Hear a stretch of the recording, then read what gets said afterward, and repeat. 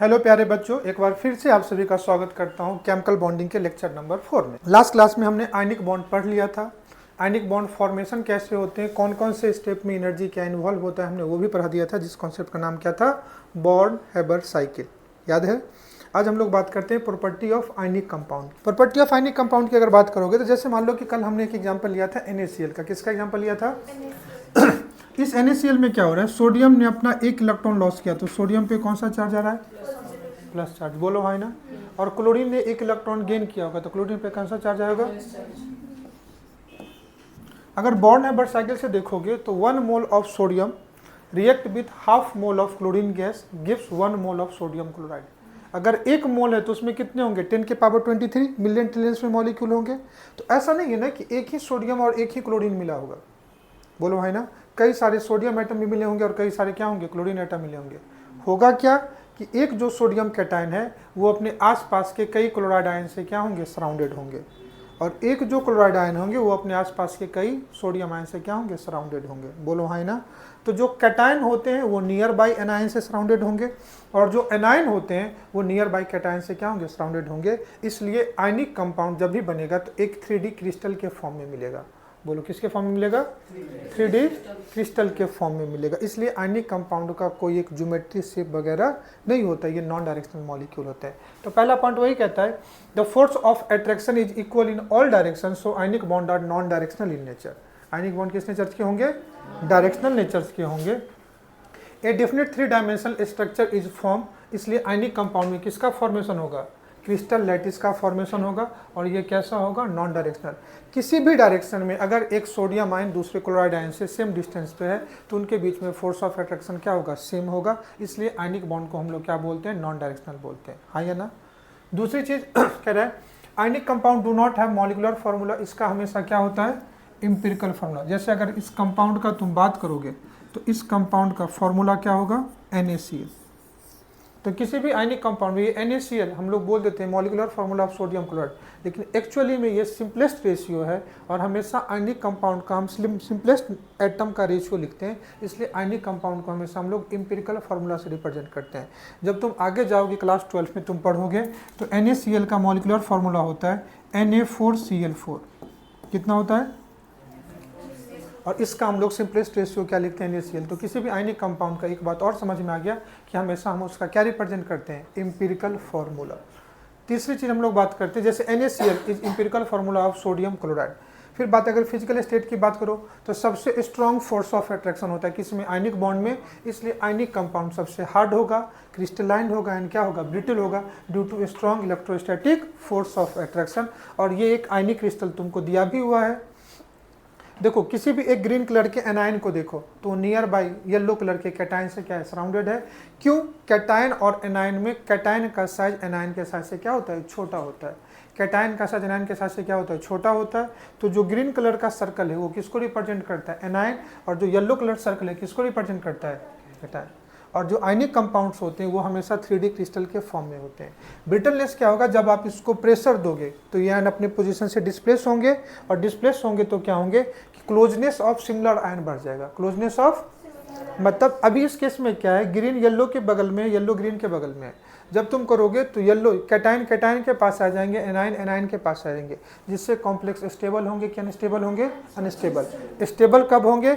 जब cation anion के पास हो और एनायन एनायन। हमेशा क्लोजनेस ऑफ अपोजिट आयन होना चाहिए। अगर क्लोजनेस ऑफ सेम आयन होगा तो मॉलिक्यूल क्या होगा? अनस्टेबल। वो वापस से अपनी पुरानी स्टेट में आने की कोशिश करेगा। इतनी बात समझ में आए? नेक्स्ट फिजिकल प्रॉपर्टी कहता है कि जो आयनिक कंपाउंड है वो आइसोमॉर्फिज्म शो करते हैं। क्या शो करते हैं? आइसोमॉर्फिज्म का आइसो मतलब वो क्या होता है? सेम। मॉर्फिज्म मतलब क्या होता है? स्ट्रक्चर। एक से ज्यादा आयनिक कंपाउंड, अलग अलग आयनिक कंपाउंड अगर सिमिलर स्ट्रक्चर शो करते हैं तो इसी को क्या बोलते हैं? आइसोमॉर्फिज्म। और एक कंपाउंड अगर अलग अलग स्ट्रक्चर शो करेगा तो उसको क्या बोलेंगे? पॉलीमॉर्फिज्म। बोलो हाई ना।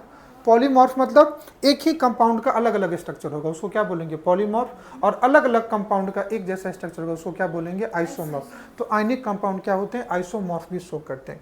अब आइसोमॉर्फ क्यों शो कर सकते हैं उसी का एक एग्जाम्पल तुमको दिया हुआ है। कह रहा है 2 compound are said to be isomorph if they have similar number of electrons. Isomorph क्या हो सकते हैं?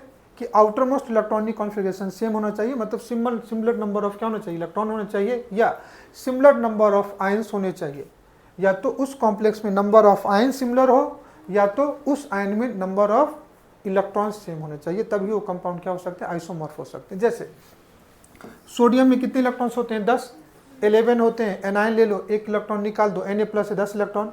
फ्लोरीन में कितने इलेक्ट्रॉन्स होते हैं, 9, एनायन है तो कितने हो जाएंगे, 10। मैग्नीशियम में कितने इलेक्ट्रॉन होते हैं, 12, 2 इलेक्ट्रॉन निकाल दो, Mg+2, तो सब में नंबर ऑफ इलेक्ट्रॉन सेम है, तो ये एक दूसरे के क्या होंगे, आइसोमॉर्फ हो सकते हैं। आइसोमॉर्फ होने का कंडीशन क्या है, 2 compound are said to be isomorph if they have similar number of electrons, उसमें नंबर ऑफ इलेक्ट्रॉन क्या होने चाहिए, सिमिलर होने चाहिए, as well as similar number of ions, number of ions क्या होने चाहिए, सिमिलर होना चाहिए, that is similar configuration of their cation और एनायन। अगर उसके कैटायन और एनायन का इलेक्ट्रॉनिक कॉन्फ़िगरेशन सिमिलर है तो वो क्या शो करेंगे, आइसोमॉर्फ शो करेंगे। बोलो हाँ ना। तो देख लो यहाँ पे कैटायन एनायन में नंबर ऑफ इलेक्ट्रॉन सेम है, तो ये भी कंडीशन हो सकता है, आइसोमॉर्फ शो करता है। दूसरा, कई सारे कंपाउंड सॉल्ट के फॉर्म में, आयनिक कंपाउंड जनरली सॉल्ट ही होते हैं, आयनिक कंपाउंड जनरली क्या होते हैं, क्योंकि salts are generally ionic in nature. जैसे तुम अभी हम ना NaCl पढ़ लिए, बाद में देखोगे NaCl बेसिकली क्या है, मैं एक एग्जांपल से तुमको समझाऊं। NaCl बेसिकली क्या है, अरे तुम्हारे टेबल पे होता है ना, बोलते हो कि सब्जी में नमक कम है, NaCl ही कम होता है ना, इतना क्या तुम सोच रहे हो। अब आगे तुम जाके देखोगे सॉल्ट बनते कैसे हैं, तो हमेशा salt acid base neutralization reaction से बनते हैं। एसिड बेस रिएक्शन का हमेशा प्रोडक्ट क्या होता है, सॉल्ट होता है। जैसे एक एग्जांपल लेता हूं मैं, NaOH, ये किसके साथ होगा, HCl, HCl किसके साथ कंबाइन करेगा, क्या मिलेगा,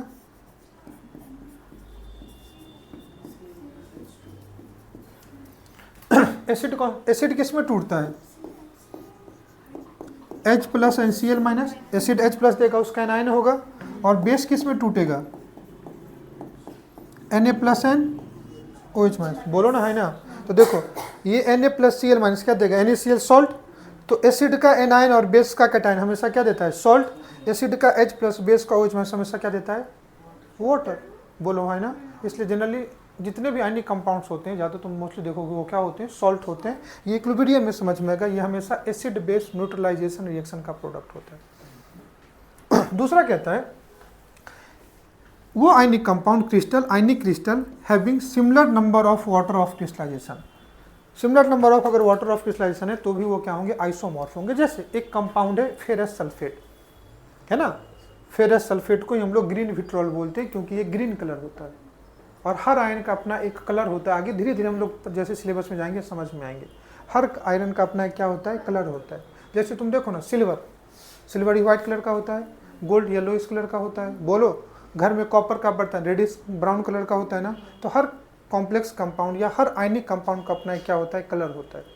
पक्की बात। तो जैसे फेरस सल्फेट जिसको ग्रीन विट्रोल बोलते हैं, MgSO4 जिसको इप्सम बोलते हैं, ZnSO4 जिसको व्हाइट विट्रोल बोलते हैं, सब मॉलिक्यूल में तुम देखो तो ये इस फॉर्म में लिखा होता है, FeSO4.5H2। ये जो 5H2O करके लिखा हुआ है ना बेटा, इसी को हम लोग बोलते हैं वाटर ऑफ क्रिस्टलाइजेशन। क्या बोलते हैं इसको, क्रिस्टलाइजेशन। अब दो चीज होता है, कभी कभी तुम ऐसे भी देखोगे FeSO4 लिखा होता है, FeSO4 एक्वस लिखा होता है। What is the difference between FeSO4.5H2O और FeSO4 एक्वस? फर्क क्या होता है, ध्यान से देखना। जैसे तुम दिवाली के दिए जानते हो, मिट्टी के दिए होते हैं, कैसे बनाते होंगे, तो मिट्टी में पहले इतना sufficient amount of water add करते हैं ताकि उसको दिए का शेप दे दें। बोलो है ना। और मिट्टी में कोई भी अमाउंट ऑफ वाटर दे दो वो कीचड़ हो गया। बोलो है ना। तो उस दिए के फॉर्मेशन में जो अमाउंट ऑफ वाटर रिक्वायर्ड है, जो रिक्वायर्ड अमाउंट ऑफ वाटर, इसी को बोलते हैं वाटर ऑफ क्रिस्टलाइजेशन। बोलो है ना। और उस गीली मिट्टी में कोई भी पानी डाल दो, कीचड़ हो गया, तो उसको क्या बोलते हैं, सॉल्यूशन। दोनों केस में गीली मिट्टी ही है, लेकिन एक केस में उसको शेप देने के लिए दिया गया। बोलो है ना। और दूसरे केस में कीचड़ हुआ। बोलो है ना। तो कभी भी अगर आपको किसी भी सॉल्ट के साथ अगर .H2O लिखा हुआ है तो इसी को बोलते हैं वाटर ऑफ क्रिस्टलाइजेशन। उसके फॉर्मेशन में उतना वाटर होना चाहिए। बोलो है ना। तो यहाँ पे भी देखो कितना H2 है, 7H2। यहाँ पे भी कितना है, 7H2। यहाँ पे भी कितना है, सारे सॉल्ट में चाहे FeSO4 हो, MgSO4 है, ZnSO4 है, सब केस में बनने में number of water molecule same है या नहीं है? अगर number of water molecule same है दैट मीन्स ये सारे कंपाउंड एक दूसरे के क्या होंगे? आइसोमॉर्फ होंगे। क्या मेरी बात समझ में आई? इसमें कोई दिक्कत नहीं। लेकिन देखो CuSO4 जिसको ब्लू विट्रोल बोलते हैं, यहाँ पे कितना है? 5। तो क्या ये आइसोमॉर्फ होंगे क्या? नहीं। तो जितने भी आयनिक सॉल्ट्स होते हैं अगर इसमें वाटर ऑफ क्रिस्टलाइजेशन मॉलिक्यूल भी सेम है तो वो सब एक दूसरे के क्या होंगे? आइसोमॉर्फ होंगे। तो आइसोमॉर्फ दो ही कंडीशन में हो सकता है, या तो number of water of crystallization same हो, या दूसरा कैटायन और एनायन का आउटर मोस्ट इलेक्ट्रॉनिक कॉन्फिगरेशन या नंबर ऑफ इलेक्ट्रॉन सेम हो तो भी एक दूसरे के क्या होंगे? आइसोमॉर्फ होंगे। पक्की बात? फिर कहता है आगे जाकर के पढ़ोगे, कोई भी सॉल्ट अगर मोनोवेलेंट एंड ट्राइवेलेंट सॉल्ट अगर बनाते हैं उसको क्या बोलते हैं? एलम बोलते हैं। क्या बोलते हैं उसको? एलम बोलते हैं। जितने भी एलम्स होते हैं ऑल एलम्स आर आइसोमॉर्फ्स। जितने भी एलम्स होते हैं उसको क्या बोलते हैं? आइसोमॉर्फ बोलते हैं। मोनोवेलेंट एंड ट्राइवेलेंट कैटायन जब किसी कॉमन एनायन के साथ सॉल्ट बनाते हैं उसको क्या बोलते हैं? एलम। ये तुमको आगे पढ़ना ही, अभी इतना ही याद रखो। तो पहला अगर रुक करके समराइज करो, मैंने प्रॉपर्टी ऑफ आयनिक कंपाउंड में क्या कहा? तो ionic compound non directional nature के होंगे, ये हमेशा 3D स्ट्रक्चर होंगे, हार्ड होंगे, ब्रिटल होंगे, यही बताया था ना। फिर कहा था जो आयनिक कंपाउंड होंगे वो क्या शो करेंगे? आइसोमॉर्फिज्म शो करेंगे। इतना तक कोई दिक्कत? फिर नेक्स्ट हम लोग बात करते हैं कि अब किसी आयनिक क्रिस्टल का अगर फॉर्मेशन हो रहा है, कल बॉर्न-हाइबर साइकिल में देखा था ना कि इधर सोडियम से हमने सबसे पहले सब्लिमेशन एनर्जी दिया, फिर आयोनाइजेशन एनर्जी दिया, क्या बना दिया? कैटायन बनाया। बोलो, तो यहाँ पे हमने क्या लिया था? Na+ solid. यहाँ से हमने जो भी प्रोसेस करके Na+ क्या लाया? गैस लाया था। यहाँ Cl2 था, यहाँ से क्या बनाया? Cl- बनाया। बोलो हाय ना, क्या बनाया? ये गैस। अब ये दोनों आयन जब एक दूसरे के पास आएंगे तो क्या मिलेगा? NaCl। और ये NaCl हमेशा 3 डायमेंशन क्रिस्टल के फॉर्म में बनेगा, स्ट्रक्चर के फॉर्म में बनेगा। जितने आयनिक कंपाउंड होंगे सॉलिड होंगे ना, और उसी सॉलिड 3D सॉलिड स्ट्रक्चर को हम लोग क्या बोलते हैं? क्रिस्टल स्ट्रक्चर बोलते हैं। क्या बोलते हैं इसको?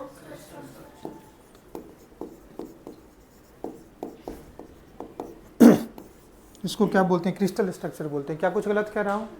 तो अब ध्यान से देखना, ये Na+Cl- जब एक दूसरे को अप्रोच करेंगे तो यहाँ पे जब इनके बीच का गैप कम होगा, इनके बीच का गैप कम होगा तो एनर्जी बढ़ेगा या कम होगा? कम होगा, एनर्जी रिलीज होगा। मैंने पहले ही बता दिया था केमिकल बॉन्डिंग पढ़ने के लिए, जब भी किसी दो चीज़ के बीच में नज़दीकियाँ बढ़ती हैं तो एनर्जी का लॉस होगा।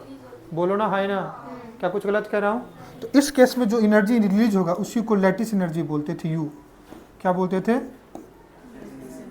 और लैटिस एनर्जी क्या था? रिलीज अमाउंट ऑफ एनर्जी था। बोलो, और जितना ज़्यादा ये दोनों आयन एक दूसरे के ज़्यादा करीब आएंगे उतना स्ट्रॉन्गर लैटिस बनेगा। क्यों? क्योंकि दोनों आयन के बीच में इलेक्ट्रोस्टैटिक फोर्स ऑफ अट्रैक्शन ज़्यादा होगा। बोलो ना हाय ना, यहाँ पे कौन सा फोर्स है? इलेक्ट्रोस्टैटिक फोर्स ही है ना। तो जितना करीब आएंगे इसका मतलब फोर्स ऑफ अट्रैक्शन ज़्यादा है तभी करीब आ रहे हैं, और करीब है इसलिए फोर्स ऑफ अट्रैक्शन ज़्यादा है, तो उतना ज़्यादा एनर्जी क्या होगा? रिलीज करेगा, उसकी लैटिस एनर्जी उतनी क्या होगी? ज़्यादा होगी। बोलो हाय ना। और वो जिसकी लैटिस एनर्जी जितनी ज़्यादा होगी उसमें स्ट्रॉन्गर फोर्स ऑफ अट्रैक्शन होगा, वो आयनिक कंपाउंड की स्टेबिलिटी भी उतनी क्या होगी? ज़्यादा होगी। क्योंकि उसने ज़्यादा एनर्जी रिलीज की है तो उसको तोड़ने में भी ज़्यादा एनर्जी देना पड़ेगा, उसको तोड़ने में भी तो उसकी लैटिस एनर्जी ज़्यादा होगी। तो जितना ज़्यादा लैटिस एनर्जी होगी वो आयनिक कंपाउंड उतना क्या होगा? स्टेबल होगा। बोलो है ना। तो अगर लैटिस एनर्जी को डिफाइन करना हो तो दो तरीके से कह सकते हैं। इस आयनिक क्रिस्टल के फॉर्मेशन में, इस 1 मोल ऑफ आयनिक क्रिस्टल के फॉर्मेशन में जितनी अमाउंट ऑफ एनर्जी रिलीज हुई होगी उसको क्या बोलेंगे? Lattice energy. बोलो है ना। जब तक तुम घर से क्लास आए तब तक समझो कि लैटिस बन गया होगा, तो कितनी एनर्जी रिलीज होगी तुमको पता चला क्या? नहीं। बोलो है ना। तो तुम क्या करो, इस लैटिस को तोड़ने की कोशिश करो और इसको तोड़ करके इसके कॉन्स्टिट्यूएंट्स आयन में ले आओ। जितनी एनर्जी तोड़ने में लगेगी समझो वो भी लैटिस एनर्जी है। अरे जितना रिलीज किया होगा उतना ही देना पड़ेगा ना। तो हम लोग दोनों तरीके से इसको डिफाइन कर सकते हैं। कहता है amount of energy release when 1 mole of crystal lattice is formed from its constituents ion. किसी भी 1 मोल ऑफ लैटिस क्रिस्टल के उसके कॉन्स्टिट्यूएंट्स आयन से बनने में जो एनर्जी रिलीज होगी उसको क्या बोलेंगे? Lattice energy. या उस लैटिस को कॉन्स्टिट्यूएंट्स आयन में तोड़ने में जितनी एनर्जी एब्जॉर्ब होगी उसी को क्या बोलेंगे? Lattice energy. पक्की बात। कह रहा है higher is the lattice energy, higher lattice energy is directly proportional to greater will be the stability या स्ट्रेंथ ऑफ आयनिक कंपाउंड। जिसकी लैटिस एनर्जी जितनी ज़्यादा, जिसमें ज़्यादा एनर्जी रिलीज होगा उसकी स्टेबिलिटी उतनी क्या होगी? ज़्यादा होगी। तो अब सोचो, पहले रुक करके, इन दोनों के बीच में अट्रैक्शन ज़्यादा कब हो सकता है? जब उस पर चार्ज ज़्यादा होगा। समझ के देखना, ये Na प्लस है, मान लो हम यहाँ पे एक ले लेते हैं Mg+2 और Cl माइनस। NaCl एक दूसरे को ज़्यादा अट्रैक्ट करेगा या MgCl एक दूसरे को ज़्यादा अट्रैक्ट करेगा? मैं क्या कह रहा हूँ, NaCl एक दूसरे को ज़्यादा अट्रैक्ट करेगा या MgCl एक दूसरे को ज़्यादा अट्रैक्ट करेगा? MgCl। क्यों? क्योंकि इस पे चार्ज ज़्यादा है। तो जितना ज़्यादा आयन पे चार्ज बढ़ता जाएगा, इलेक्ट्रोस्टैटिक फोर्स ऑफ अट्रैक्शन ज़्यादा होगा, वो और करीब आएंगे। दूसरा, दो छोटे आयन एक दूसरे के पास आएंगे या दो बड़े आयन एक दूसरे के ज़्यादा पास आएंगे? समझ के देख लेना, समझो ये है छोटे देख और ये बड़े देख, यहाँ देख, किसके बीच में गैप कम है? Smaller is the size of ion, more will B it's attraction. Lattice energy ज़्यादा होना चाहिए। तो लैटिस एनर्जी कब ज़्यादा हो सकता है? जब आयन पे चार्ज ज़्यादा होगा, लैटिस एनर्जी ज़्यादा होगा, स्टेबल होगा। आयन का साइज बढ़ेगा, लैटिस एनर्जी कम होगा। यही दो फैक्टर हैं जो लैटिस एनर्जी को इफेक्ट कर सकता है। तो यही फैक्टर है, factor affecting lattice energy. Lattice energy को कौन कौन सा फैक्टर इफेक्ट कर सकता है?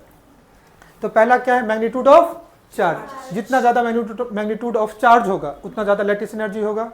बोलो हाँ ना? तो lattice energy directly proportional to charge, मतलब कैटायन और एनायन के दोनों चार्ज के क्या होगा? डायरेक्टली प्रोपोर्शनल होगा। जितना ज़्यादा कैटायनिक चार्ज होगा या जितना ज़्यादा एनायनिक चार्ज होगा उसका लैटिस एनर्जी उतना क्या होगा? ज़्यादा होगा। बोलो हाँ ना? अब एक एग्जाम्पल से तुमको समझाया गया, एग्जाम्पल देख ले क्या कह रहा है। 3 सॉल्ट है, NaCl है,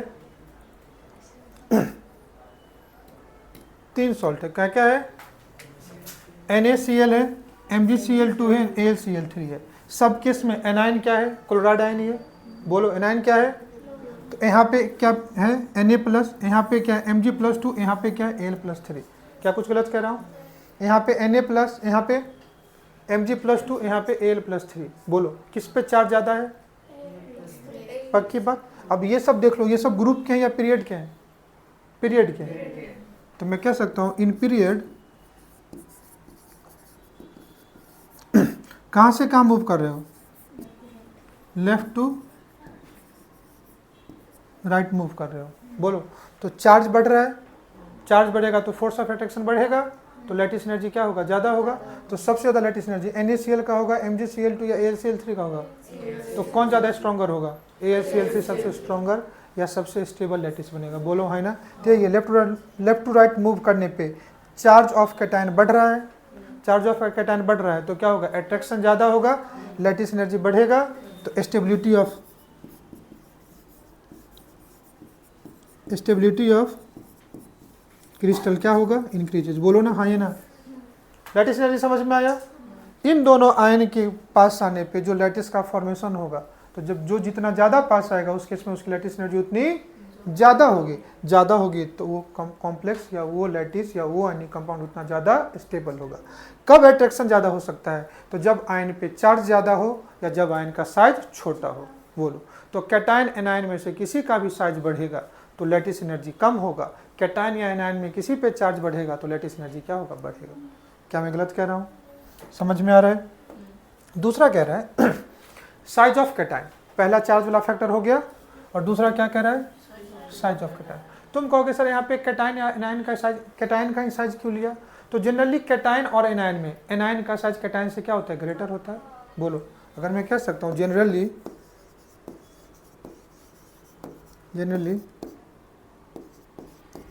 साइज ऑफ कैटायन छोटा होता है, किससे? साइज ऑफ कैटायन छोटा होता है, किससे बेटा? Size of anion. Size of cation छोटा होता है, किससे? Size of anion. तो कैटायन का साइज ऑलरेडी बड़ा ही है, तो छोटा साइज इसका उस पर फैक्टर डिसाइड कर लेते हैं।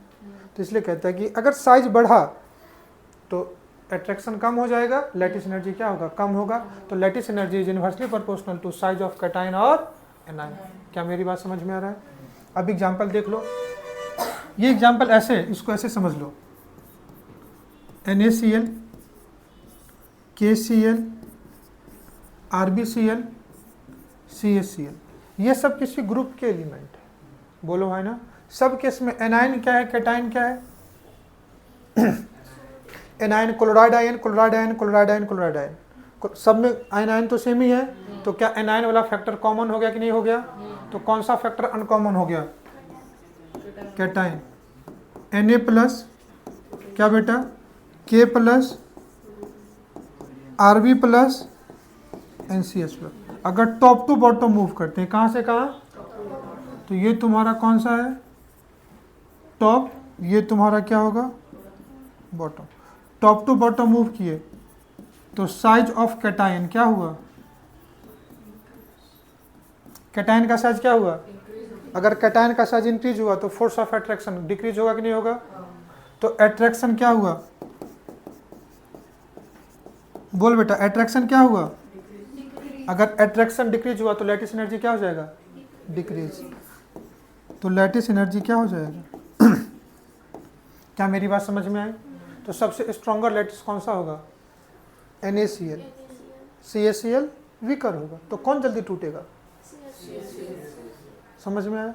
यही दो फैक्टर है जो लैटिस एनर्जी को क्या करता है, इफेक्ट करता है।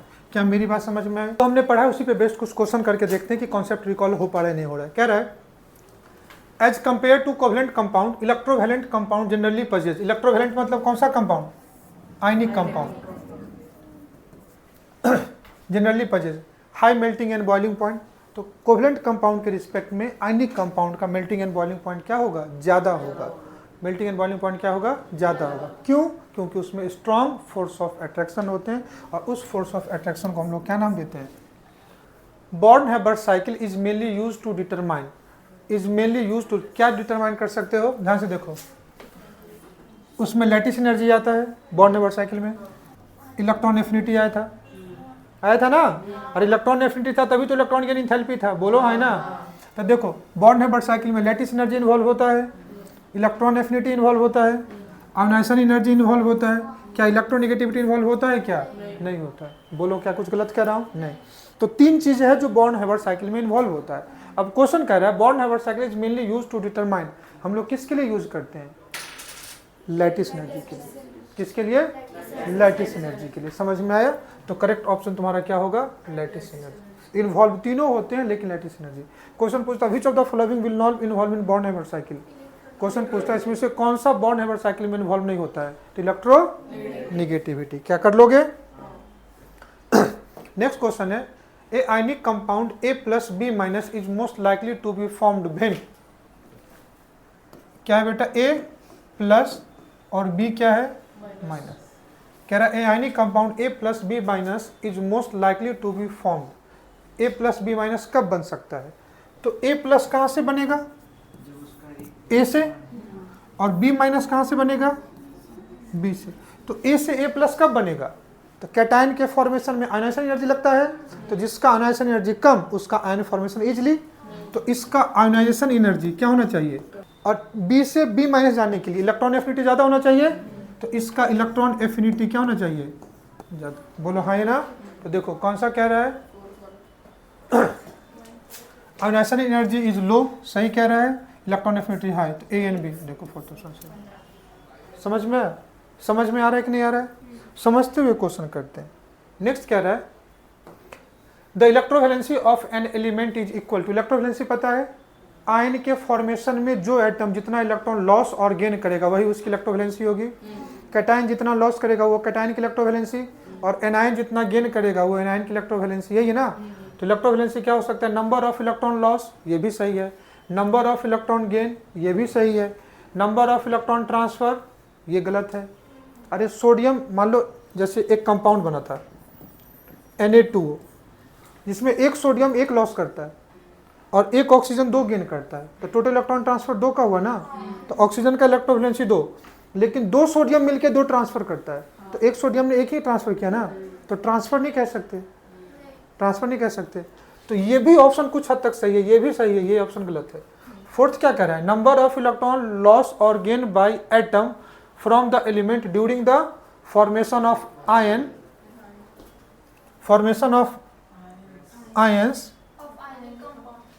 ऑफ आयनिक कंपाउंड, तो ये ज़्यादा सही है ना, पक्की बात। तो आयनिक कंपाउंड फॉर्मेशन में जितने नंबर ऑफ इलेक्ट्रॉन लॉस और गेन होंगे एटम से वही उसकी क्या कहलाएगी, इलेक्ट्रोवैलेंसी। तो ऐसा नहीं है कि फर्स्ट ऑप्शन गलत है, लेकिन फर्स्ट ऑप्शन पूरी तरह कंप्लीट नहीं है, तो सबसे कंप्लीट एंड एप्रोप्रिएट आंसर कौन सा होगा। तो कभी भी MCQ आप सॉल्व करते हो तो करेक्ट नहीं, मोस्ट एप्रोप्रिएट आंसर आपको क्या करना है, टिक करना है। क्या मेरी बात समझ में आ रही है? अब कह रहा है हम लोग को एक कॉन्सेप्ट पढ़ना है फेजांस रूल, जिसमें पोलराइजेशन कहते हैं। अब हम लोग अभी कौन सा कंपाउंड पढ़ रहे थे? Ionic compound. क्या पढ़ रहे थे? अगर समझो कोई भी एक आयनिक कंपाउंड लेते हैं, एग्जाम्पल से समझाता हूँ, फिर मैं तुमको फेजांस समझा दूंगा। जैसे मान लो मैं ले लेता हूँ LiF, LiCl, LiBr, LiL। मैंने क्या लिया? लिथियम का हैलाइड लिया, lithium fluoride, lithium chloride, lithium bromide, lithium iodide. हर केस में कैटाइन सेम है, एनाइन अलग अलग है। बोलो है ना? तो ये कौन सा एग्जाम्पल हुआ? Same cation different A9, common cation different A9, यही हुआ ना? सबके लिए कैटाइन कॉमन है, तो इसको क्या लिख सकता हूं? Common cation different A9. बोलो। तो हर केस में यहां पे क्या मिला? ध्यान से देख, Li प्लस, यहां पे भी क्या मिला? यहां पे भी क्या मिला? यहां से भी क्या मिला? अब यहाँ पे एनाइन क्या मिला? F माइनस, यहाँ पे सिल्वर, यहाँ पे और यहाँ पे क्या कुछ गलत कह रहा हूँ? Fluoride, chloride, bromide, and iodide. किसका साइज जब बड़ा है? अब ध्यान से देख, फ्लोरीन और आयोडीन में आयोडीन का साइज बड़ा है। अब ध्यान से देखना, ये लिथियम आयन है, ये भी लिथियम आयन है। बड़ा इंटरेस्टिंग एग्जाम्पल समझना। ये आयोडाइड आयन है और ये कौन सा आयन है? फ्लोराइड। फ्लोरीन का साइज छोटा होगा, आयोडीन का साइज बड़ा होगा। यहाँ पे इसका न्यूक्लियस होगा और यहाँ पे इसका न्यूक्लियस होगा। दोनों को कौन अट्रैक्ट कर रहा है? तुम कहोगे सर ये लिथियम। दोनों को कौन अट्रैक्ट कर रहा है? लिथियम। अब होगा क्या? चूंकि इसका साइज बड़ा है, बोलो है ना, तो साइज बड़ा होने से क्या हो गया कि इसके अपने इलेक्ट्रॉन का न्यूक्लियस से अट्रैक्शन वीक हो गया। बोलो है ना। इसका साइज छोटा है तो इसके अपने इलेक्ट्रॉन का न्यूक्लियस से अट्रैक्शन अभी भी ज्यादा है। तो किसके इलेक्ट्रॉन लूजली है? ये फ्लोराइड के या ये आयोडाइड के? तुम्हें सोचना। आयोडाइड के इलेक्ट्रॉन लूजली है, इसका अपने ही इलेक्ट्रॉन पे नियंत्रण कम है ना, क्योंकि अट्रैक्शन कम है।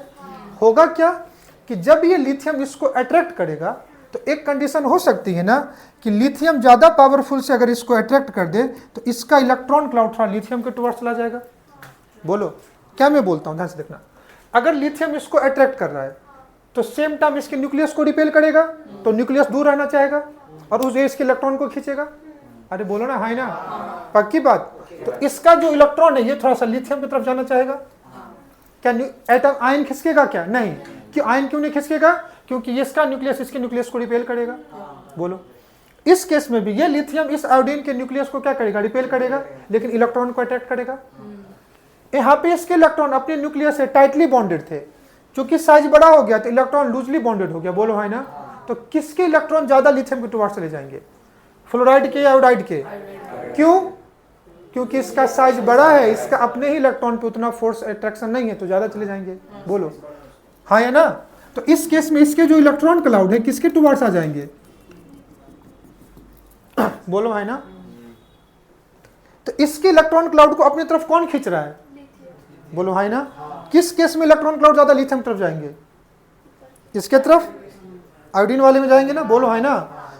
तो यही कहते हैं bulging of electron cloud of anion towards cation, that is called as polarization. Polarization का मतलब क्या हुआ? दोनों तो आयनिक कंपाउंड ही थे ना, लेकिन आयोडीन के इलेक्ट्रॉन ज्यादा लिथियम की तरफ चले जा रहे हैं, तो ये थोड़ा ओवरलैपिंग जैसा हो गया ना। देखो कोवेलेंट बॉन्ड में शेयरिंग में ऑर्बिटल मिक्स करते थे, याद है कि इस H का एक इलेक्ट्रॉन और इस H के एक इलेक्ट्रॉन दोनों क्या कर जाते थे? तो ये थोड़ा शेयरिंग वाला पार्ट आ रहा है ना। और जब भी ये थोड़ा शेयरिंग वाला हो रहा है ना, किसके इलेक्ट्रॉन क्लाउड इसके टुवर्ड्स आ रहे हैं, तो जब भी शेयरिंग होता है तो कौन सा बॉन्ड आता है? कोवेलेंट। अब देखो लिथियम फ्लोराइड भी आयनिक थे, लिथियम आयोडाइड भी आयनिक थे, लेकिन किसमें कोवेलेंट कैरेक्टर ज्यादा आ गया? तो जो आयनिक कंपाउंड कंपेयर करोगे तो उसमें हो सकता है ना किसी का आयनिक कैरेक्टर ज्यादा होगा और किसी का आयनिक कैरेक्टर कम होगा। तो फेजांस रूल बेसिकली हम लोग क्या पढ़ते हैं पता है क्या? कि किस आयनिक कंपाउंड में कौन सा कोवेलेंट कैरेक्टर आ गया। Covalent character in ionic compound, इसी को किसे पढ़ते हैं? Fajans rule. Covalent character in ionic compound, इसी को किसे पढ़ते हैं? समझ में आया? तो किस केस में ज्यादा इलेक्ट्रॉन क्लाउड बन जाओगे? आयोडीन। बोलो हाँ ना, पक्की बात।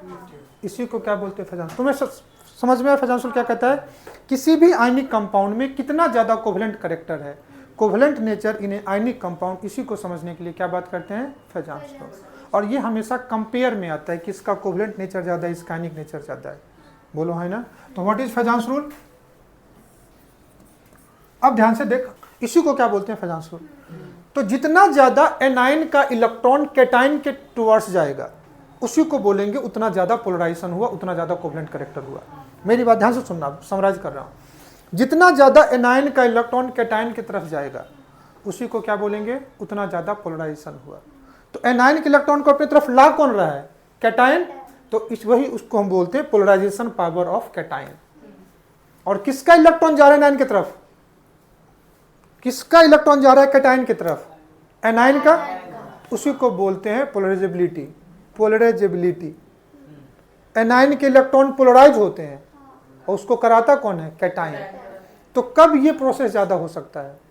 एनायन का साइज जितना बड़ा, उतना ज्यादा उस एनायन की तरफ जाएंगे। एनायन का साइज जितना ज्यादा बड़ा, उतना ज्यादा उसके इलेक्ट्रॉन कैटायन की तरफ जाएंगे। बोलो, तो ज्यादा पोलराइजेशन होने के लिए क्या होना चाहिए? ध्यान से बता, क्या होना चाहिए? साइज ऑफ एनायन क्या होना चाहिए? ज्यादा या कम? पोलराइजेशन ज्यादा होने के लिए क्या होना चाहिए? साइज ऑफ एनायन ज्यादा या कम? पक्की बात। एनायन का साइज ज्यादा कब होता है? जब एनायन पे ज्यादा चार्ज हो या कम चार्ज हो। तो जितना निगेटिव चार्ज बढ़े, उससे ज्यादा साइज बढ़ती है। तो हम उसको ये भी कह सकते हैं कि एनायन पे चार्ज क्या होना चाहिए? ज्यादा। बोलो हाँ ना। ध्यान से देखने तो नहीं समझ में आ रहा था। O-1 और O-2 किसका साइज ग्रेटर है? O-2 का साइज ग्रेटर है। अगर मैं साइज कंपेयर करूं, निगेटिव चार्ज बढ़ने से साइज बढ़ती है और पॉजिटिव चार्ज बढ़ने से साइज कम होती है। अरे यहाँ इलेक्ट्रॉन बढ़ रहा तो रिपल्सन वाला पार्ट बढ़ा ना। बोलो ना हाँ ना। तो साइज ऑफ एनायन ज्यादा होना चाहिए। एनायन का साइज ज्यादा कब होगा? जब चार्ज ज्यादा होना चाहिए। तो ये भी कह सकते हैं। बोलो हाँ ना। इसके इलेक्ट्रॉन, एनायन किसके टुवर्ड्स आ रहा है? कैटायन। अगर कैटायन का साइज बढ़ा ना, तो कैटायन का काम क्या? इलेक्ट्रॉन को खींचना, एनायन के इलेक्ट्रॉन को। और कैटायन का साइज बढ़ गया तो इसके इलेक्ट्रॉन पे नियंत्रण कम हो जाएगा, तो ये इसी का इलेक्ट्रॉन उसकी तरफ चला जाएगा। बोलो, तो किसका साइज बड़ा होना चाहिए? कैटायन का या एनायन का? एनायन का बड़ा होना चाहिए, कैटायन का। तो तुम चाहते हो पोलराइजेशन ज्यादा हो, तो साइज ऑफ कैटायन क्या होना चाहिए? साइज ऑफ कैटायन क्या होना चाहिए? स्मॉल। और कैटायन का साइज स्मॉल कब होगा? जब कैटायन पे चार्ज ज्यादा होना चाहिए। बोलो है ना। तो चार्ज क्या होना चाहिए? चार्ज ऑन कैटायन क्या होना चाहिए? तो कैटायन पे चार्ज बढ़ेगा तो वो उसके साइज को कम करेगा। एनायन पे चार्ज बढ़ेगा तो उसके साइज को क्या होगा? बढ़ाएगा। तो किस केस में कोवेलेंट कैरेक्टर ज्यादा होगा, किस केस में पोलराइजेशन ज्यादा होगा? कैटायन छोटा होना चाहिए, एनायन बड़ा होना चाहिए, चार्ज दोनों पे ज्यादा होना चाहिए। बोलो हाँ ना। उस केस में उस आयनिक कंपाउंड में पोलराइजेशन ज्यादा होगा, दैट मीन्स उसका कोवेलेंट कैरेक्टर उतना ज्यादा होगा। बोलो हाँ ना। इस समय से कौन ज्यादा कोवेलेंट होगा? लिथियम आयोडाइड ज्यादा कोवेलेंट होगा। अब समझने वाली बात है, जब तुम ऊपर से नीचे आओगे तो पोलराइजेशन बढ़ेगा, क्योंकि एनायन का साइज बढ़ रहा है। क्या बढ़ेगा? पोलराइजेशन क्या करेगा? इंक्रीज। तो इससे कोवेलेंट कैरेक्टर क्या करेगा? इंक्रीज। आयनिक कैरेक्टर क्या करेगा? डिक्रीज। और हमने एक क्वेश्चन किया था कि आयनिक कंपाउंड का melting and boiling point covalent compound से ज्यादा होगा। तुमसे ये भी पूछ सकते हैं इसमें किसका मेल्टिंग एंड बॉइलिंग पॉइंट ज्यादा होगा? तो लिथियम फ्लोराइड का ज्यादा होगा, क्योंकि आयनिक कैरेक्टर ज्यादा है। लिथियम आयोडाइड का कोवेलेंट कैरेक्टर ज्यादा है। क्या मेरी बात समझ में आया? तो हमेशा अभी हम आयनिक बॉन्ड पढ़ रहे हैं ना, तो आयनिक बॉन्ड में कोवेलेंट कैरेक्टर देखते हैं, और जब कोवेलेंट बॉन्ड पढ़ेंगे तो वहाँ पे कोवेलेंट बॉन्ड में आयनिक कैरेक्टर देखते हैं। तो जब आयनिक में कोवेलेंट देखना है तो फेजांस रूल देखते हैं, और वहाँ कोवेलेंट में आयनिक देखेंगे तो वहाँ पे डाइपोल मोमेंट देखते हैं। बोलो ना हाँ या ना। क्या मेरी बात समझ में आया? अब जो मैं समझाया हूँ उसी को डायग्राम से देखो कितनी अच्छे से समझाया हुआ है। पहला क्या है? पोलराइजेशन, या इसी को क्या बोलते हैं? Fajans rule. क्योंकि एक साइंटिस्ट थे फेजांस, इन्होंने इसका नाम दिया था फेजांस rule. When a cation approaches an anion closely, the positive charge of cation attract electron cloud of anion towards itself due to electrostatic force of attraction between them. Clear है? But at the same time, cation also repel, देख लिखा हुआ है ना, cation also repel positively charge nucleus of anion. Cation anion के electron को क्या कर रहा है, अट्रैक्ट कर रहा है, लेकिन न्यूक्लियस को क्या कर रहा है, रिपेल कर रहा है, मतलब एटम के पोजीशन को नहीं आने देगा, जो भी आएगा उसका इलेक्ट्रॉन क्लाउड आएगा। Due to this combined effect cloud of anion bulge, जो इलेक्ट्रॉन क्लाउड किसका है, एनायन का, बल्ज होगा या इलोंगेटेड होगा टुवर्ड्स कैटायन। बोलो हाई ना। तो bulging of electron cloud of anion towards cation, this is called as क्या बेटा, distortion, deformation, polarization of anion by the cation. बोलो है ना। और इसी को क्या बोलते हैं, पोलराइजेशन। पक्की बात। तो bulging of electron cloud of anion due to cation is called क्या बेटा, polarization. More will be the polarization, more will be the covalent character. बोलो है ना। अब देख लो, यही तुमको डायग्राम से दिया भी हुआ है। ये क्या है तुम्हारा कैटायन, ये क्या है तुम्हारा एनायन। इस पे प्लस चार्ज होगा, इस पे कौन सा चार्ज होगा, माइनस। अभी भी दोनों का न्यूक्लियस वही रहेगा, लेकिन इसका इलेक्ट्रॉन क्लाउड बल्ज होकर किधर आ जाएगा, कैटायन के टुवर्ड्स। एनायन का इलेक्ट्रॉन क्लाउड किसके टुवर्ड्स चला जाएगा, माइग्रेट कर जाएगा एनायन के। उसी को बोलते हैं डिस्टॉर्शन या डिफॉर्मिलिटी या डिफॉर्मेशन या बल्जिंग। उसी को क्या बोलेंगे, पोलराइजेशन। क्या मेरी बात समझ में आई, नहीं आई? पक्की बात। तो कह रहा है polarization power of cation is usually called ionic potential या चार्ज डेंसिटी। कितना ज़्यादा एनायन का इलेक्ट्रॉन क्लाउड कैटायन की तरफ आएगा। Polarization power of cation is usually called क्या बेटा, आयनिक पोटेंशियल। और आयनिक पोटेंशियल को फाई से रिप्रेजेंट करते हैं, किससे, फाई से। तो कब आयनिक पोटेंशियल ज़्यादा होगा, तो चार्ज ज़्यादा और साइज छोटा। तो it is equal to charge on cation upon size of. अब मैं जो तुम समझाया उसी चीज़ पे तुम्हारा पॉइंट लिखना है। एनायन का इलेक्ट्रॉन क्लाउड कैटायन के तरफ आ रहा है, तो ये काम को कौन करा रहा है, कैटायन करा रहा है। यही तो बोल रहा हूँ तुमसे बात, बोलो है ना। यही मैं कहने की कोशिश कर रहा हूँ। Ability of anion to get polarise by cation. Anion का वो अपना इच्छा, जो कैटायन के टुवर्ड्स कितना ज़्यादा पोलराइज होता है, उसी को क्या बोलते हैं, उसकी पोलराइजेबिलिटी। बोलो ना, है ना। कभी भी तुम चीनी शुगर वाटर को घोलते हो, तो चीनी कितना ज़्यादा पानी में घुलता है, वही उसकी सॉल्बिलिटी होगी। बोलो ना, है ना। तो किसके इलेक्ट्रॉन क्लाउड कैटायन की तरफ आ रहे हैं, एनायन का। तो एनायन का क्या देखते हैं, पोलराइजेबिलिटी। यही करें, ability of anion to get polarise by cation is called polarisability. Polarisation of anion cause some sharing of electron between the ions, so ionic bond acquired some क्या बेटा, कोवेलेंट कैरेक्टर। पक्की बात। फिर कहता है पोलराइजेशन जितना ज़्यादा होगा किसी भी मॉलिक्यूल में, उतना ज़्यादा उसका क्या होगा, कोवेलेंट कैरेक्टर होगा। कह रहा magnitude of polarization depend upon the number of factor. जो फैक्टर पे पोलराइजेशन डिपेंड करता है ना, उसी फैक्टर को किसने एक्सप्लेन किया था, फेजांस। इसलिए हम इसको फेजांस रूल्स के नाम जानते हैं। हर वो फैक्टर जो पोलराइजेशन को अफेक्ट करता है, ये किसने बताया था, फेजांस ने। इसलिए हम इसको किससे पढ़ते हैं, फेजांस रूल। क्या क्या हो सकता है, size of cation, size of anion, charge of cation and charge of anion. यही इसी को फेजांस रूल। ये चार फैक्टर पोलराइजेशन को कितना ज़्यादा इफेक्ट करता है, इसी को हम क्या बोलते हैं, Fajans rule. Fajans rule, factor affecting polarisation, जिसमें सबसे पहले हम लोग बात करते हैं किसकी, size of cation. Size of, अब खुद से सोचो, इस पे क्या लिखा है उसको छोड़ दो, अपने माइंड में समरी बना लेते हैं। पोलराइजेशन ज़्यादा होने के लिए क्या होना चाहिए, एनायन के इलेक्ट्रॉन को कैटायन के घर आना चाहिए। किसको आना चाहिए, एनायन के इलेक्ट्रॉन को कहाँ आना चाहिए, कैटायन के पास आना चाहिए। बोलो, तो कब ज़्यादा आ सकता है एनायन का इलेक्ट्रॉन कैटायन की तरफ, जब कैटायन का साइज छोटा हो या बड़ा हो, छोटा हो। अगर कैटायन का साइज बड़ा होगा तो कैटायन का ही इलेक्ट्रॉन उसके घर चला जाएगा। बोलो, है ना।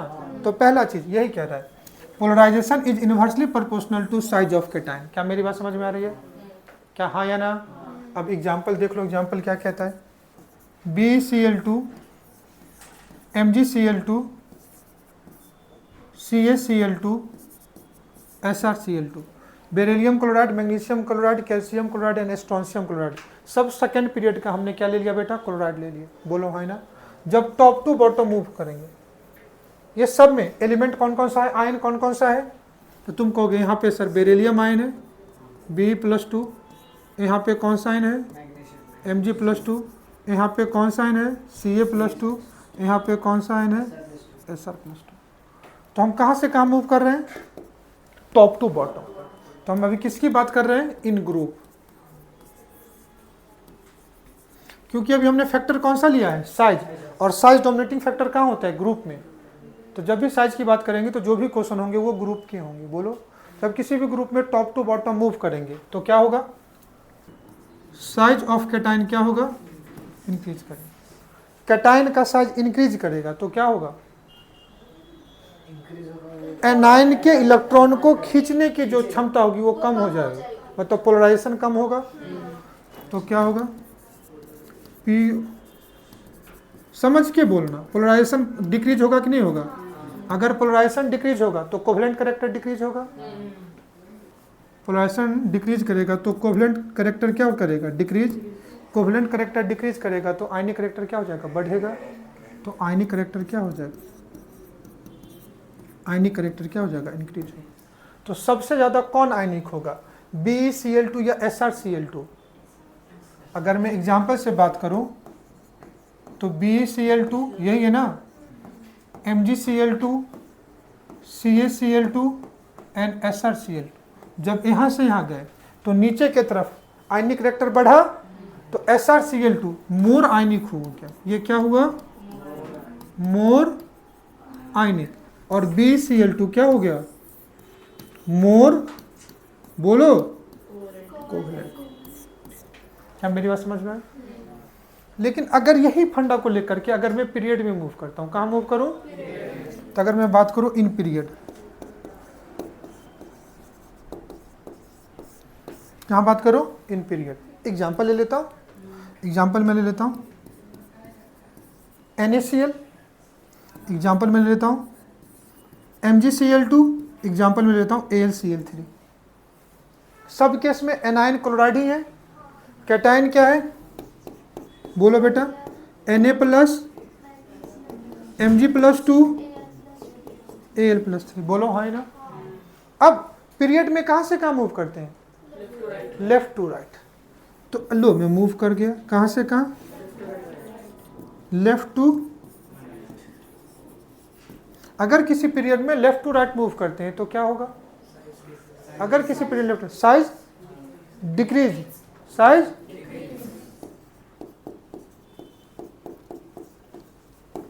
अगर किसी में लेफ्ट टू राइट तो साइज क्या करेगा, डिक्रीज करेगा। तो साइज डिक्रीज करेगा तो एनायन को खींचने की क्षमता बढ़ जाएगी, तो पोलराइजेशन बढ़ेगा। बोलो, तो साइज डिक्रीज हुआ तो क्या बढ़ा, पोलराइजेशन क्या हुआ, इंक्रीज। पोलराइजेशन इंक्रीज हुआ तो कोवेलेंट कैरेक्टर क्या हुआ, इंक्रीज। तो AlCl3 ज़्यादा कोवेलेंट हुआ कि नहीं हुआ, और NaCl ज़्यादा आयनिक हुआ कि नहीं हुआ।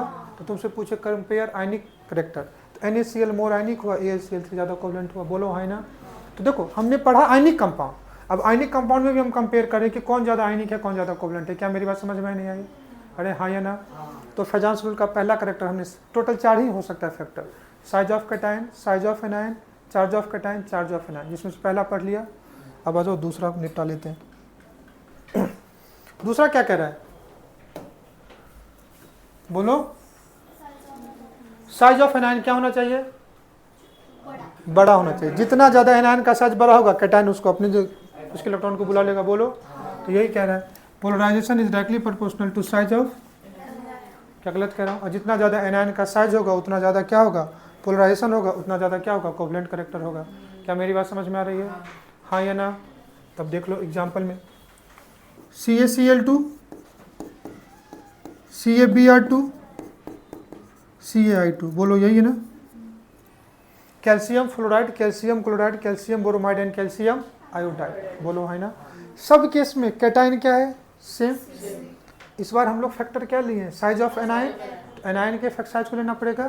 तो यहाँ पे क्या है, F माइनस, यहाँ पे क्या है Cl माइनस, यहाँ पे क्या है Br माइनस, यहाँ पे क्या है I माइनस। ऊपर से नीचे आ जाओ, डोमेटिक फैक्टर साइज तो ग्रुप में ही होगा। तो ये क्वेश्चन किसका होगा, इन ग्रुप। अब समझ में आ रहा है, अब तुमको समझ में आ रहा है क्यों हमने पीरियोडिक टेबल पे इतना टाइम दिया था। इन ग्रुप कहाँ से कहाँ मूव करोगे, टॉप टू बॉटम। क्या होगा, साइज ऑफ एनाइन, बोलना बेटा, इंक्रीज, तो पोलराइजेशन बढ़ेगा, पोलराइजेशन क्या होगा, बढ़ेगा। तो क्या बढ़ेगा, सीसी मतलब कोवेलेंट कैरेक्टर बढ़ेगा, तो आयनिक कैरेक्टर क्या होगा, तो सबसे ज्यादा आयनिक कौन होगा, कैल्शियम फ्लोराइड, और सबसे ज्यादा कोवेलेंट क्या होगा। क्या मेरी बात समझ में आया, अरे हाँ ना तो कह ले। तो ये क्या होगा तुम्हारा, कोवेलेंट होगा, और ये तुम्हारा क्या हो गया, मोर। साइज का दोनों फैक्टर निपटा दिया।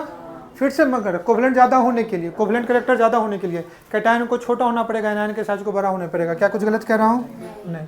अब क्या कह रहा है, चार्ज ऑफ कैटायन और एनायन, तो दोनों का चार्ज बढ़ना चाहिए।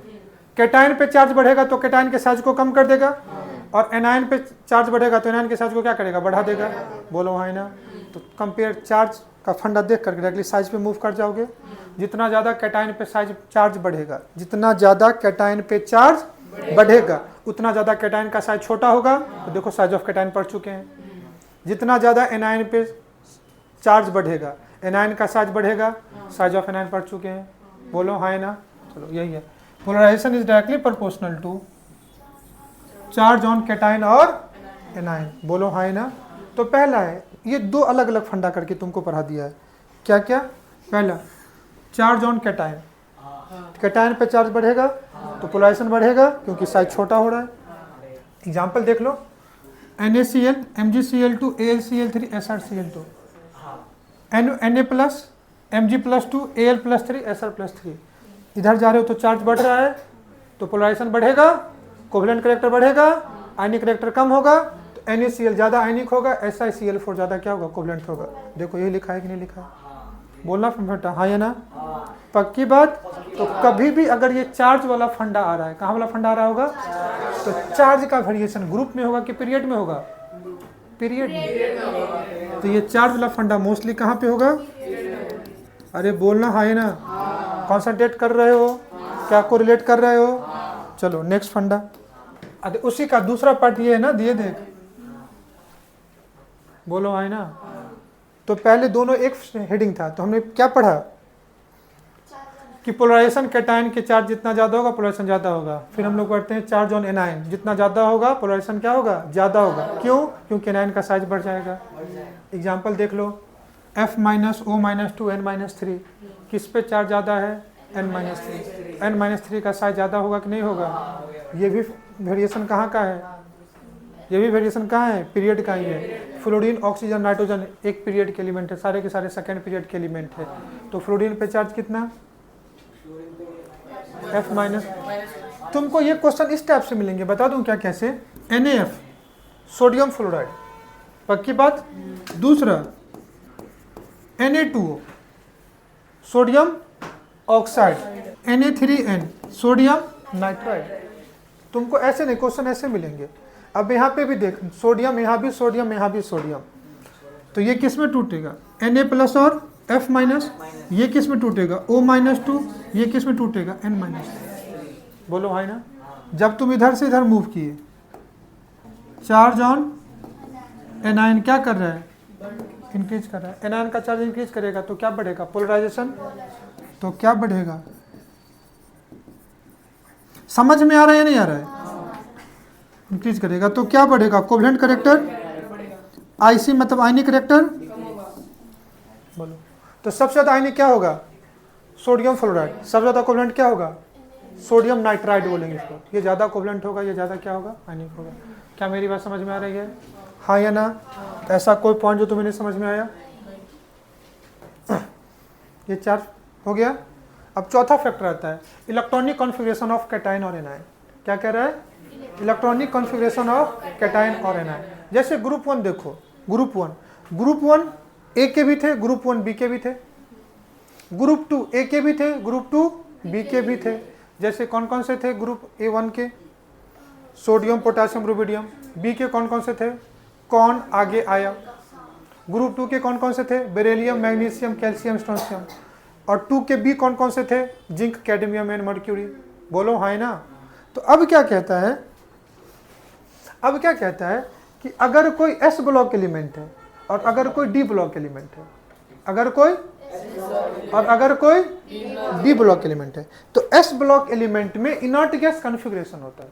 क्या कहते हैं एस ब्लॉक में? Inert gas. और जो डी ब्लॉक होता है उसमें स्यूडो इनर्ट गैस कॉन्फ़िगरेशन होता है। दो कॉन्फ़िगरेशन में बोलता हूँ, एक क्या बोलता हूँ, इनर्ट गैस कॉन्फ़िगरेशन का मतलब होता है 8 electron in their outer most orbit, बोलो है ना। और दूसरा होता है स्यूडो इनर्ट गैस कॉन्फ़िगरेशन, इसका मतलब होता है 18 electron in their outer most orbit. तो अगर आउटर मोस्ट ऑर्बिट में 8 इलेक्ट्रॉन है तो उसको क्या बोलते हैं? Inert gas configuration. और अगर आउटर मोस्ट ऑर्बिट में 18 इलेक्ट्रॉन है तो उसको क्या बोलते हैं? Pseudo inert gas configuration. क्या कुछ गलत कह रहा हूँ क्या? नहीं। इतनी बात समझ में आ रही है? हाँ या ना? ठीक। अब कहता है ये किस में होगा? एस ब्लॉक में। और ये किस में होगा? और कहता है जितना ज्यादा डी ब्लॉक कॉन्फ़िगरेशन आएगा ना उतना ज्यादा उसका कोवेलेंट कैरेक्टर बढ़ेगा, बोलो है ना। डी ब्लॉक के कंपाउंड ज्यादा कोवेलेंट नेचर के होते हैं और एस ब्लॉक के कंपाउंड ज्यादा आयनिक नेचर के होते हैं, बोलो पक्की बात। अब पहला कह रहा है इलेक्ट्रॉनिक कॉन्फ़िगरेशन ऑफ कैटायन, कह रहा है पोलराइजेशन पावर 8 इलेक्ट्रॉन से ज्यादा किसका होता है? 18 इलेक्ट्रॉन का। किसका ज्यादा होगा? तो स्यूडो इनर्ट गैस कॉन्फ़िगरेशन का हमेशा polarization power inert gas configuration से क्या होगा? ज्यादा होगा। That means polarization power D block के कैटायन का ज्यादा होगा किससे? एस ब्लॉक का। पक्की बात। तो डी ब्लॉक के कंपाउंड ज्यादा पोलराइजेशन होगा तो ज्यादा कोवेलेंट कैरेक्टर होगा और एस ब्लॉक के कंपाउंड का ज्यादा क्या होगा? आयोनिक कैरेक्टर होगा। क्या मेरी बात समझ में आ रही है? हाँ या ना? तो यही कह रहा है, एग्जाम्पल से लिया हुआ है CuCl NaCl। तो यहाँ पे कैटायन Cu प्लस, यहाँ पे एनायन Na प्लस, इसका इलेक्ट्रॉनिक कॉन्फ़िगरेशन 2 8 18 आएगा, इसका 2,8 आएगा। 2 8 18 आउटर मोस्ट ऑर्बिट में 18 इलेक्ट्रॉन है, देखो pseudo not gas D block, और 8 इलेक्ट्रॉन है। तो जो ये होंगे 18 इलेक्ट्रॉन वाले वो कैसे होंगे? कोवेलेंट होते हैं। और ये कैसे होंगे? तो CuCl और NaCl में कौन ज्यादा कोवेलेंट होगा? CuCl ज्यादा कोवेलेंट होगा और NaCl ज्यादा आयनिक होगा। इससे ज्यादा तुम कुछ याद मत रखना। कभी भी स्यूडो इनर्ट गैस कॉन्फ़िगरेशन आता है that means 18 electron in their outer most orbit, इससे उसका पोलराइजेशन पावर बढ़ेगा, मतलब कोवेलेंट कैरेक्टर क्या होगा? बढ़ेगा। बोलो ना हाँ या ना? कह रहा है Cu plus and Na plus both are cation, एक में स्यूडो इनर्ट गैस है दूसरे में इनर्ट गैस कॉन्फ़िगरेशन है respectively, have same charge and size but polarizing power of copper ion is greater than क्या बेटा? Na plus. बिकॉज क्यों? क्योंकि effective nuclear charge copper ion का ज्यादा है। जेड इफेक्टिव जिसका ज्यादा होगा मतलब इलेक्ट्रॉन को खींचने की क्षमता ज्यादा होगी, इसलिए इसका क्या होगा? ज्यादा होगा। क्या मेरी बात समझ में आई? उसी पे बेस ध्यान से देख लो, कुछ ऑर्डर है LiF, LiCl, LiBr, Lii, किसके बेसिस पे? Size of anion. यहाँ पे फ्लोराइड है, ब्रोमाइड है, आयोडाइड है, तो आयोडाइड का ज्यादा होगा। तो ये देखो कोवेलेंट कैरेक्टर कैसा ही है। यहाँ पे देखो SF2, SF4, SF6, किसका कोवेलेंट कैरेक्टर ज्यादा होगा? क्यों? क्योंकि यहाँ पे सल्फर पे +2 चार्ज है, यहाँ पे सल्फर पे +4 है, यहाँ पे सल्फर पे ऐसे देख लो SF2, SF4, SF6। तो यहाँ पे सल्फर पे चार्ज कितना है? S+2, यहाँ पे चार्ज कितना है? S+4। तो कैटायन पे चार्ज जितना ज्यादा पोलराइजेशन ज्यादा। CaCl2, FeCl3, FeCl2, FeCl3, calcium और आयरन में किसका कोवेलेंट कैरेक्टर ज्यादा होगा? आयरन का, क्योंकि आयरन डी ब्लॉक है। अब इन दोनों आयरन देख लो FeCl2, FeCl3, तो FeCl2 पे Fe पे चार्ज कितना होगा? और Fe पे चार्ज कितना? तो +3 का ज्यादा होगा। बोलो इसी के वजह से भी तुम कोवेलेंट आयनिक कंपेयर कर लोगे कि नहीं कर लोगे? हाँ या ना? क्या कोई दिक्कत? क्या हर बच्चों को फैजांस रूल समझ में आया? पोलराइजेशन समझ में आया? फिर बात है कि अभी जो हमने इतना पोलराइजेशन पढ़ा, कोवेलेंट कैरेक्टर पढ़ा, इसका यूज क्या है फैजांस रूल का? तो एक यूज तो तुम्हारे दिमाग में तुरंत आ गया कि गिवन आयनिक कंपाउंड में तुम उसका कोवेलेंट कैरेक्टर पता कर सकते हो कि मोस्टली ज़्यादा आयन कौन सा है और ज़्यादा कोवेलेंट कौन सा है। यही पता हम लोग करते हैं ना कि कौन ज़्यादा आयनिक है और कौन ज़्यादा कोवेलेंट है, यही इसका एप्लीकेशन है। कहा था पोलराइजेशन कराने के लिए आयन का हम लोग आयनिक पोटेंशियल देखते हैं। क्या देखते हैं? और आयनिक पोटेंशियल को हम लोग किससे रिप्रेजेंट करते हैं? फाई से। फाई किस पे बेस्ड था? ऊपर में चार्ज ऑन कैटायन, नीचे में साइज ऑन कैटायन। तुमको भी याद है तो अभी लास्ट पेज पे था। चार्ज ऑन कैटायन और नीचे में साइज ऑफ क्या बेटा, कैटायन। और जितना ज़्यादा फाई होगा उतना ज़्यादा क्या होगा, कोवलेंट करेक्टर, उतना कम आयनिक करेक्टर। तो मैं ये भी कह सकता हूँ it is directly proportional to, बोलो भाई ना। तो यही एप्लीकेशन ऑफ फेजांस रूल है कि हम लोग कोवलेंट और आयनिक करेक्टर की बात करते हैं। क्या समझ में आया? और इसी पे बेस्ड तुमको अलग अलग एग्जाम्पल होंगे, तुम अलग अलग काम कर सकते हो। अगर मैं कैटायन के लिए बात करूँ, किसके लिए बात करूँ, कैटायन के लिए, इन पीरियड, किसकी बात करता हूँ बेटा मैं, कैटायन के लिए। तो अगर कैटायन के लिए मैं लेफ्ट टू राइट जाऊँ, किसके लिए, इन पीरियड, किसके लिए जा रहा हूँ, कैटायन के लिए। कहाँ से कहाँ, लेफ्ट टू राइट जाओ, तो क्या होगा, कैटायन का साइज छोटा होगा या बड़ा होगा, लेफ्ट टू राइट जाने पे साइज छोटा होगा। कैटायन या एनायन हो, साइज छोटा ही होना है, बोलो। तो साइज क्या हो जाएगा, साइज स्मॉल होगा, तो क्या होगा, कोवलेंट करेक्टर। लेकिन अगर यही एनायन होता तो, अगर एनायन होता तो, अरे कोई भी हो, अगर तुम लेफ्ट टू राइट जाते हो, कहाँ से कहाँ, लेफ्ट टू राइट जाते हो, तो साइज क्या हो जाएगा, छोटा, साइज डिक्रीज करेगा ना, तो पोलराइजेशन डिक्रीज कर जाएगा, क्योंकि अभी एनायन का साइज छोटा हो रहा है। तो कोवलेंट करेक्टर क्या कर जाएगा, डिक्रीज, तो आयनिक करेक्टर क्या हो जाएगा, बढ़ेगा। तो यहाँ पे कोवलेंट करेक्टर बढ़ रहा है, यहाँ पे क्या बढ़ रहेगा, क्या मेरी बात समझ में आई? तो जब भी तुम लेफ्ट टू राइट जाते हो, किसके लिए, एनायन के लिए, साइज छोटा होगा, एनायन का साइज छोटा होने की वजह से पोलराइजेशन क्या हो जाएगा, कम, पोलराइजेशन कम मतलब कोवलेंट करेक्टर कम, मतलब आयनिक करेक्टर क्या हो गया, ज़्यादा। यही एप्लीकेशन ही है। ये दोनों फैक्टर किसके लिए था, साइज के लिए। अब पीरियड में था, ग्रुप में आ जाओ। जब ग्रुप में आप टॉप टू बॉटम आओगे, तो एनायन का साइज बढ़ेगा तो पोलराइजेशन बढ़ेगा, कैटायन का साइज बढ़ेगा तो पोलराइजेशन कम। तो अगर आप ग्रुप में बात कर लो कैटायन के लिए, कहाँ से कहाँ मूव करोगे, टॉप टू बॉटम। चूंकि किसकी बात कर रहे हो, कैटायन, कैटायन का साइज बढ़ेगा, बोलो, अपवर्ड एरो मतलब साइज इंक्रीज करेगा, तो कोवलेंट क्या होगा, पोलराइजेशन कम होगा, बोल,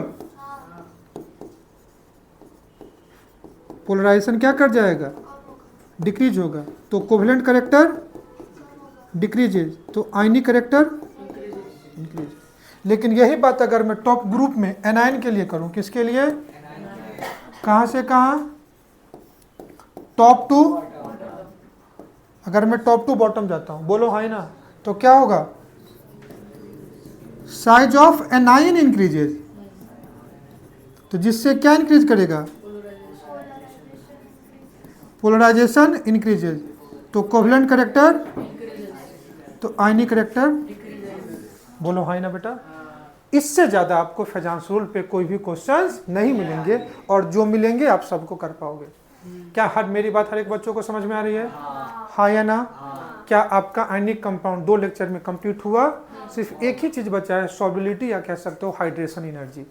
लास्ट पार्ट है, कुछ देर का कॉन्सेप्ट है, उसको पढ़ लेंगे, फिर हम लोग क्या स्टार्ट करेंगे, कोवलेंट कंपाउंड। तो हमने 2 ने 3 लेक्चर लेकर के आयनिक कंपाउंड कंप्लीट किया, जिसका lattice energy, Fajans rule, covalent character, ionic character and hydration energy, यही 3 का ऑर्डर का क्वेश्चन आपको मिलेगा जो आप कर सकते हो। Is that clear? पक्की बात। आप लेक्चर आराम से समझ करके लिखना, ऐसा नहीं है कि चलो लिंक से PDF डाउनलोड करके लिख लिया, उससे कुछ मतलब नहीं है। तुम सुनने की कोशिश करना कि मैं क्या समझाने की कोशिश कर रहा हूँ। अगर ये पार्ट तुम समझ जाओगे तो नोट्स कंप्लीट हो या इनकम्प्लीट, तुम्हारे दिमाग में बॉन्डिंग क्लियर होगा। क्लियर है बेटा? थैंक्स फॉर टुडे, मिलते हैं नेक्स्ट क्लास में। Bye bye and thank you all of you.